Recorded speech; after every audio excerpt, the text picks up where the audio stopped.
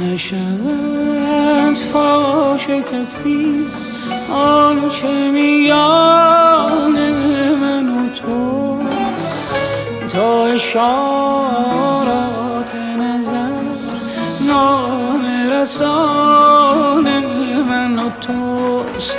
گوش کن با لب خاموش سخن میگویم، با لب خاموش سخن میگویم، با سخن